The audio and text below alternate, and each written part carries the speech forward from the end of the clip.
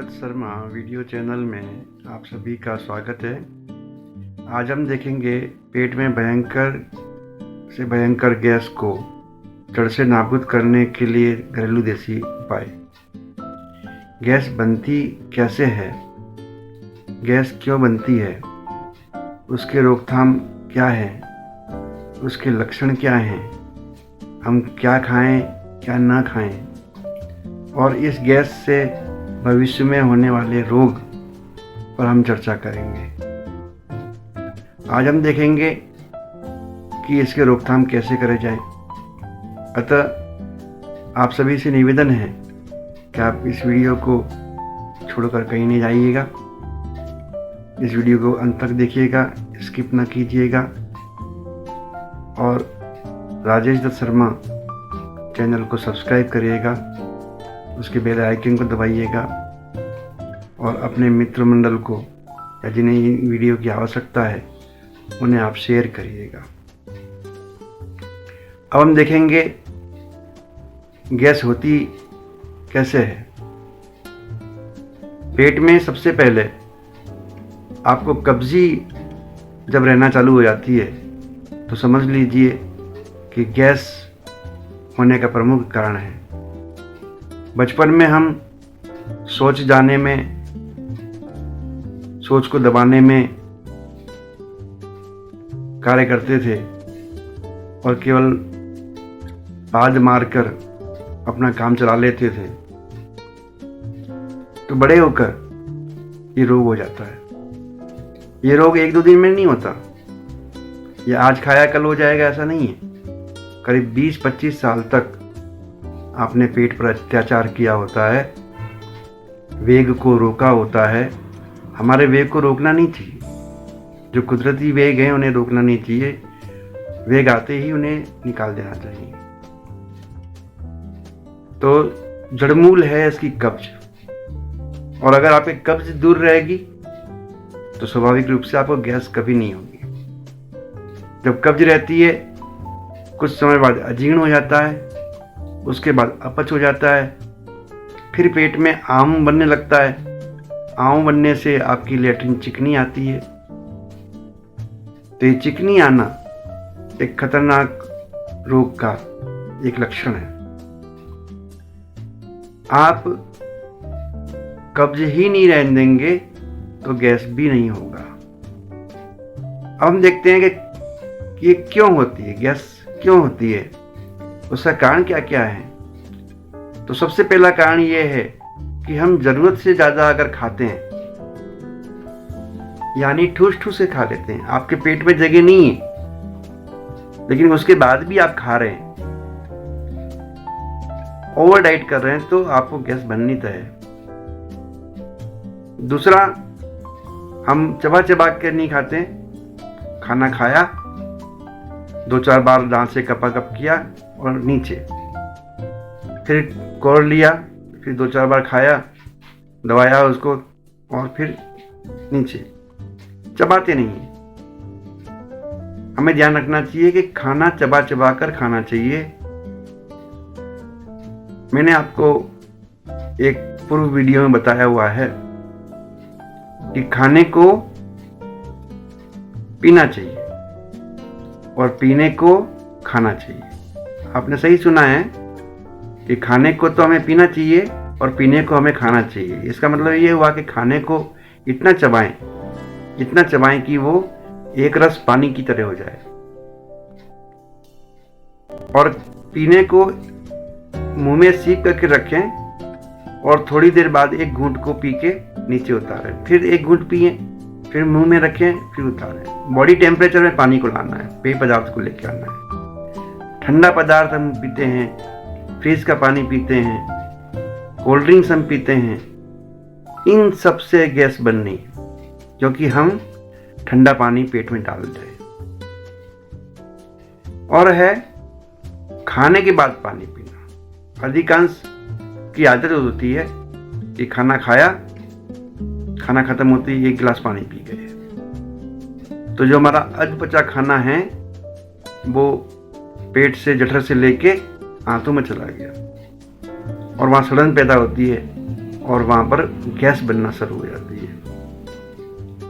कुछ लोग तीखा और चटपटा ज़्यादा खाते हैं, तीखा खाते हैं, मज़ा आता है उनको जीभ में, लेकिन ये 4 इंच की जीभ के पीछे हम 6 फीट के शरीर का नाश कर देते हैं। स्वाद जो है केवल 4 इंच की जीभ में ही है।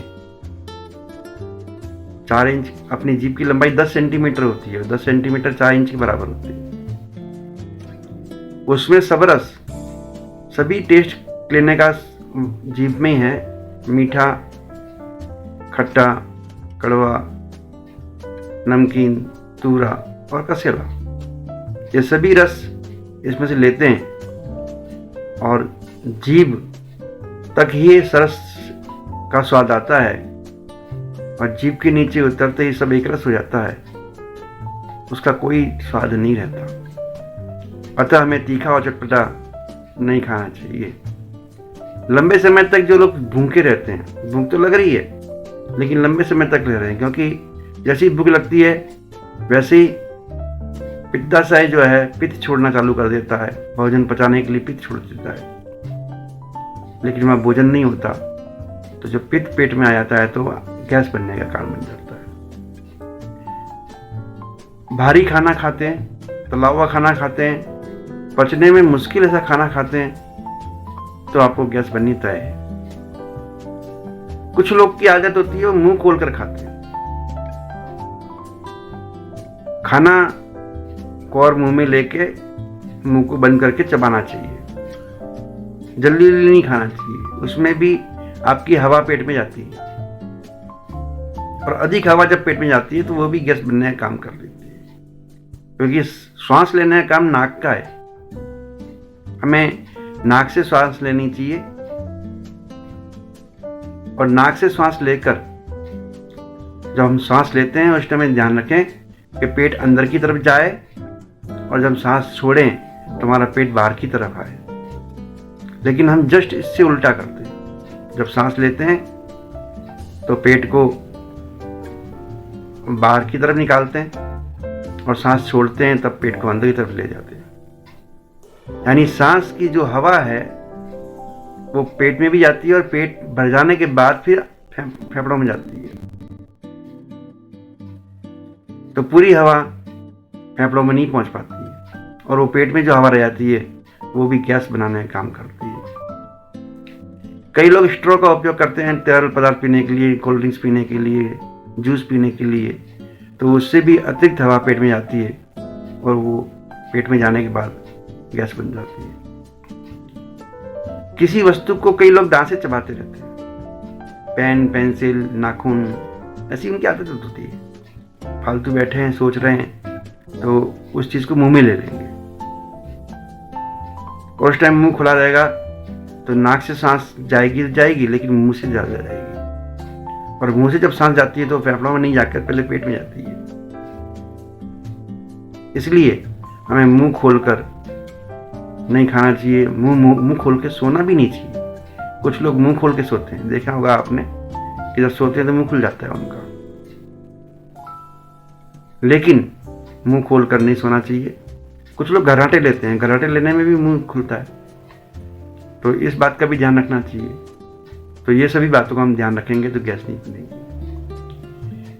कई बार हमें बीपी की दवाई, शुगर की दवाई, थायराइड की दवाई, ऐसी जो दवाइयाँ हैं या एंटीबायोटिक्स हम जब खाते हैं तो उस दवाई के साइड इफेक्ट में भी गैस बनती है। जीवन शैली अनियमित होना गैस बनने का एक कारण ये भी है कि जीवन शैली अगर अनियमित है तो आपको गैस बनेगी। आप नियमित समय पे उठें, नियमित समय पे सोएं, नियमित समय पे खाना खाएं, सुबह और शाम का खाना तय करें, भूख लगने पर ही खाएं, व्यायाम करें, योग करें, कसरत करें, घूमने जाएं।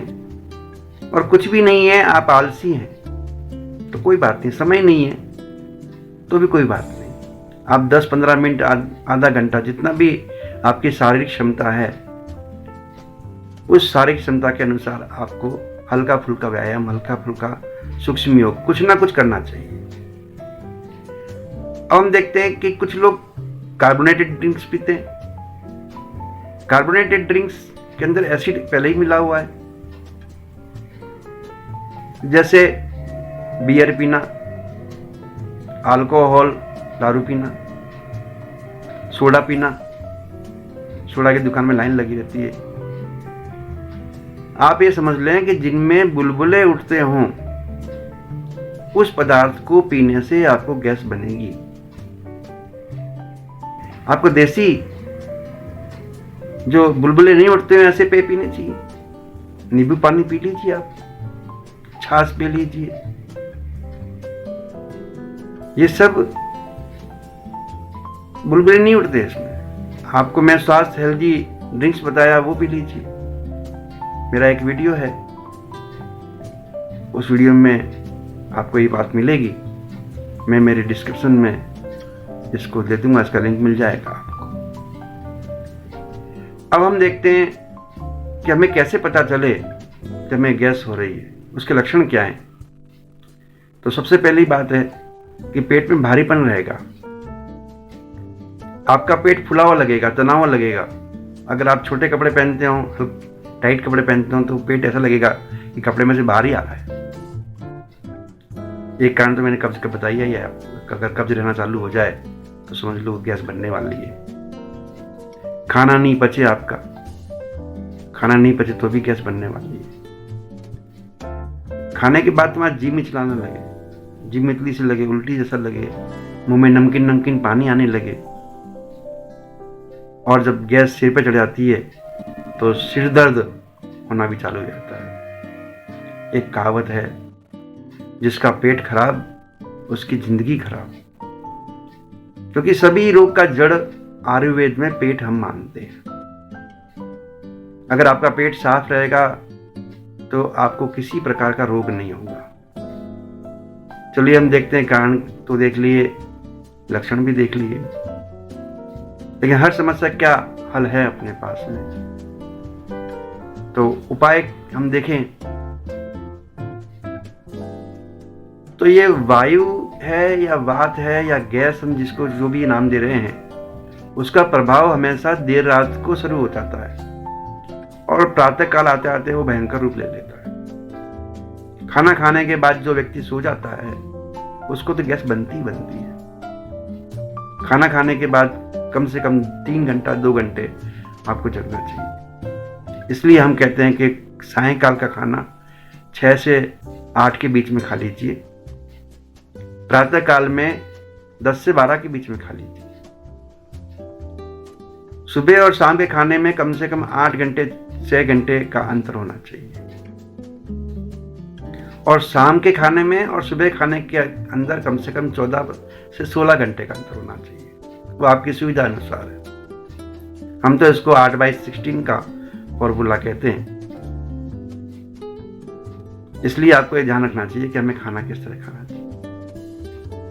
दुनिया का सबसे बड़ा औषधालय कहीं नहीं है। आप दुनिया में घूमे आओ, लेकिन औषधालय अपने घर में ही है, और उस औषधालय का नाम है रसोई घर। जी हाँ, जिसे हम किचन कहते हैं। किचन के अंदर रखे सभी मसाले जो हम भोजन में प्रयोग कर रहे हैं, वो सब जड़ी बूटियों से कम नहीं है। मुगल राज के पहले मसाला सब था ही नहीं। हम इन सब मसालों को जड़ी बूटी कहते थे।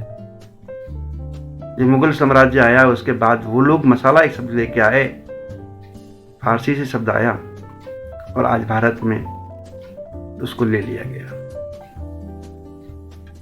अब रसोई घर की मसालदानी आपको उसको संभालना है, बस हमें उनका उपयोग करना आना चाहिए।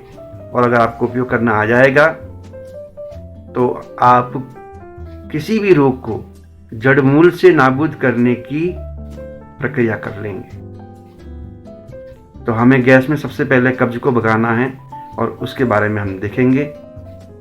आइए हम देखें अब कि गैस तो हो गई, लक्षण भी जान लिए, अब हम क्या करें। सबसे पहले हमें हमारे खाने की पद्धति में ये बदलाव करना होगा कि अनाज, खाद्य तेल, बीन्स और दालें बदल बदल के खाएं, एक ही प्रकार का ना खाएं।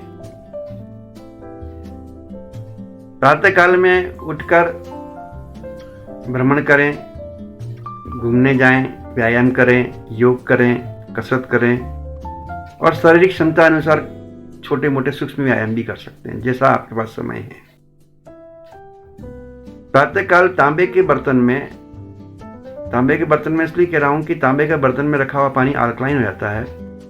सबसे बेस्ट तो चांदी का बर्तन है, लेकिन चांदी के बर्तन हम अफोर्ड नहीं कर सकते, इसलिए हम तांबे के बर्तन, दूसरा नंबर तांबे का आता है, तो तांबे के बर्तन में आप पानी रखें और बासी मुंह आधा लीटर से लेके 1.25 लीटर, गिलास नापें तो 2 से 5 गिलास, कम से कम 2 गिलास, अधिक से अधिक 5 गिलास पानी बासी मुंह पीना चाहिए और उसके पश्चात सोच जाना चाहिए।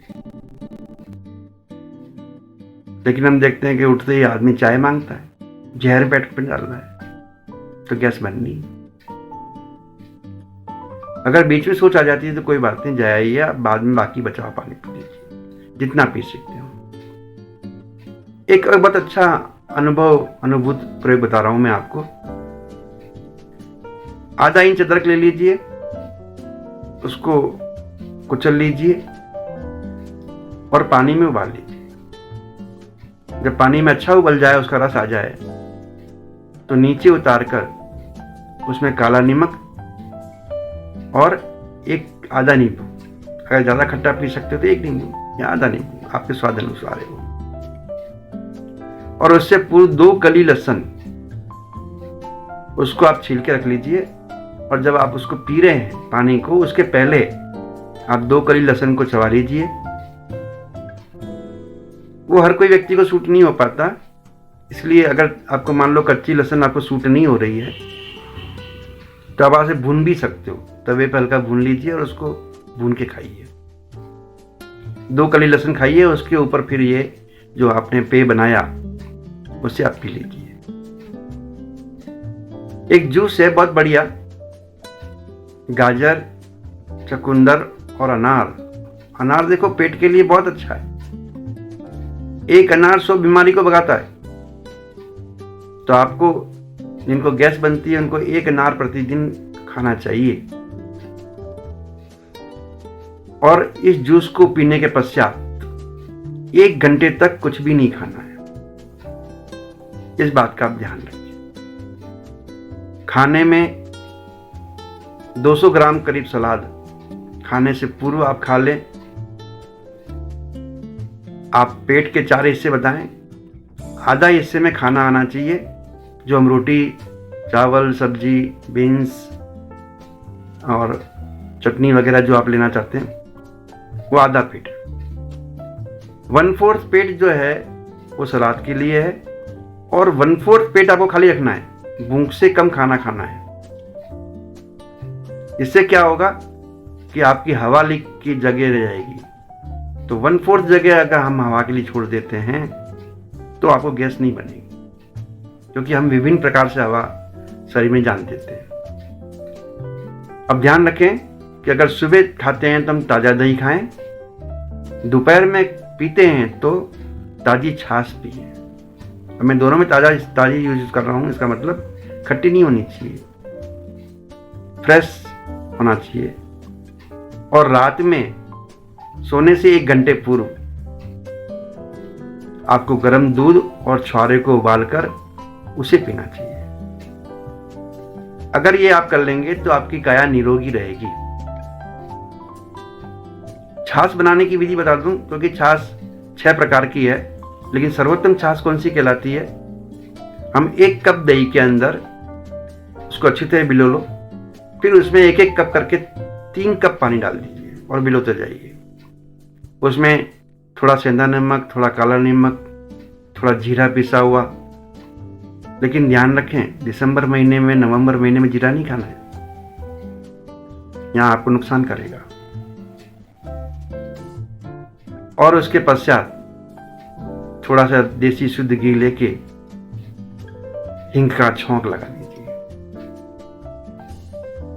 और गैस अगर बनती है आपको तो लवण भास्कर चूर्ण के साथ में छाछ पीजिए, देखिए मजा आ जाएगा, आपकी गैस ऐसी गायब हो जाएगी, छूमंतर हो जाएगी।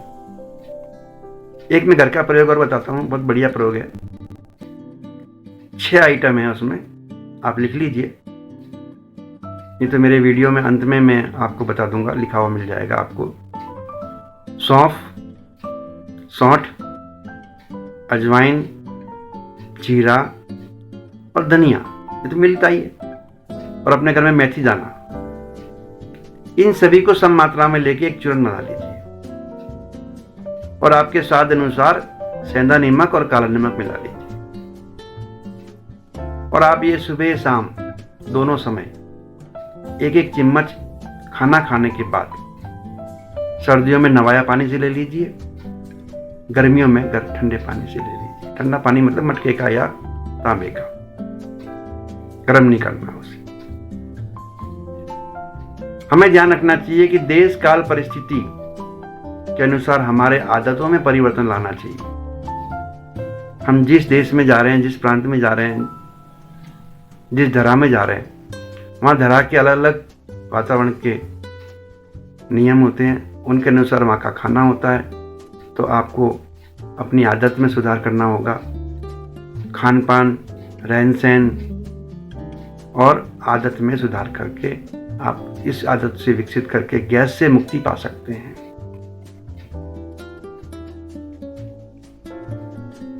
ये सब बातें हमें बताई। अब मैं एक और छोटा सा टॉफी बनाने का, चॉकलेट बच्चों को अच्छी लगती है, आपको भी अच्छी लगेगी, लेकिन आयुर्वेदिक टॉफी है। कुछ नहीं करना, बहुत हल्का है। अजवाइन ले लीजिए, उसको पीस लीजिए, उसका पाउडर बना लीजिए, उसमें थोड़ा सा काला नमक और देसी गुड़। गुड़ देसी खाना चाहिए, सफेद वाला दिखने वाला बढ़िया नहीं खाना चाहिए। वो दिखने में बढ़िया है लेकिन खाने में अच्छा नहीं है। देसी गुड़ आप खाइए, आप गुड़ वाले के पास जाना, देसी गुड़ मांगना, और उसके अंदर थोड़ा सा घी, इन सबको मिक्स करके छोटी छोटी गोलियां बना लीजिए, कंचे जैसी छोटी गोली, जैसे कंचा होता है ना, या जामुन होता है, या बेर, छोटा बेर की गोलियां बना लीजिए। और उसको 2 गोली सुबह खाने के बाद और 2 गोली शाम को खाने के बाद परिवार के प्रत्येक सदस्य को टॉफी के रूप में दे दीजिए। और निगलनी नहीं है, चूसनी है।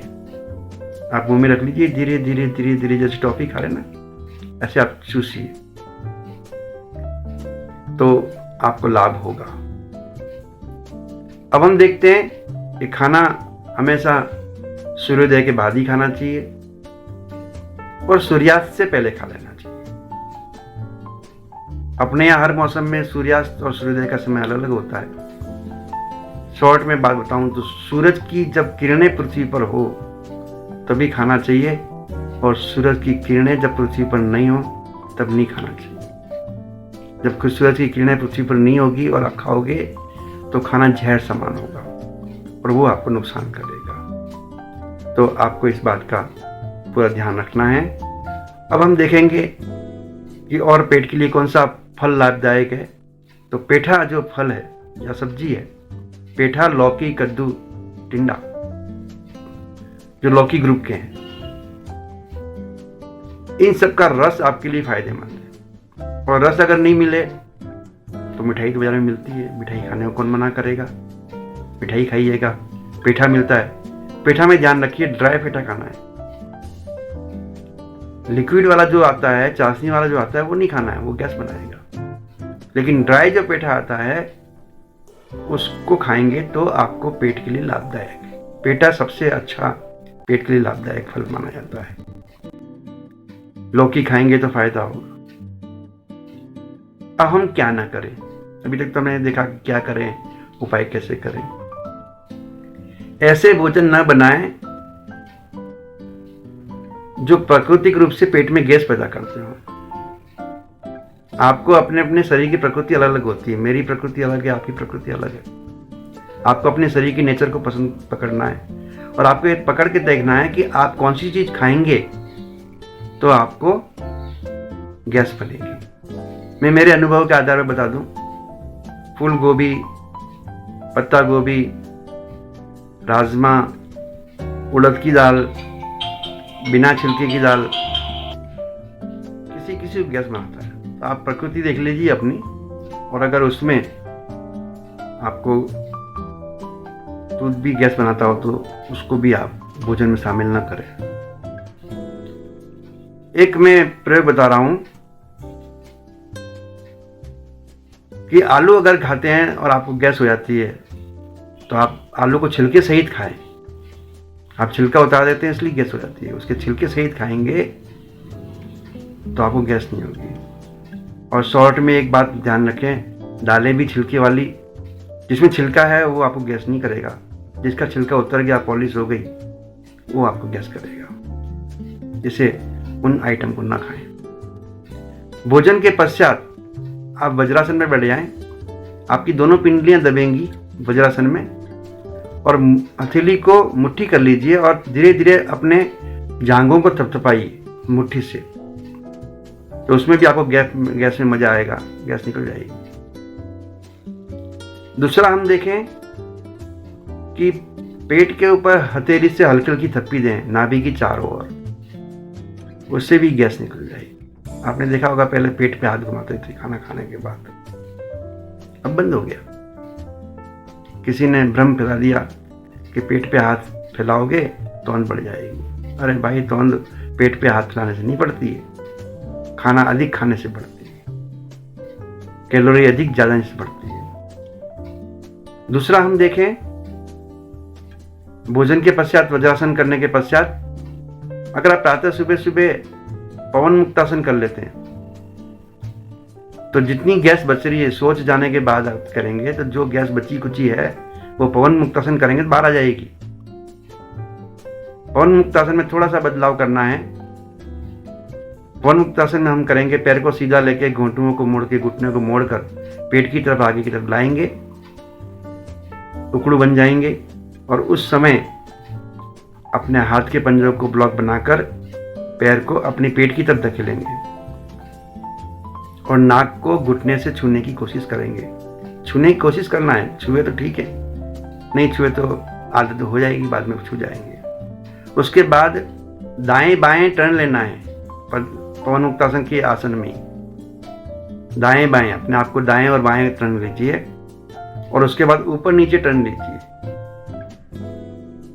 दाएं बाएं और ऊपर नीचे।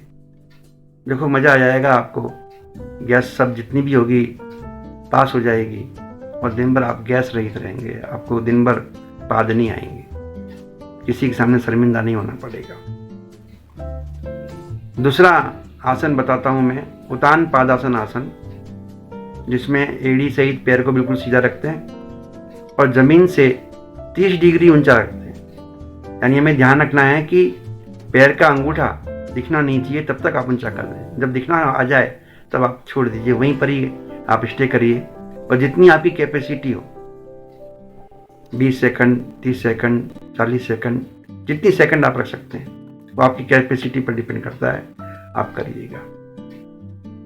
आयुर्वेदिक बात कर ली, प्राकृतिक अब हम चिकित्सा की बात करेंगे, योगासन की बात कर ली। प्राकृतिक चिकित्सा में छाछ, बेल जिसको बेली पत्र शिव जी को चढ़ाते हैं, उसका फल, बेल पत्र का फल,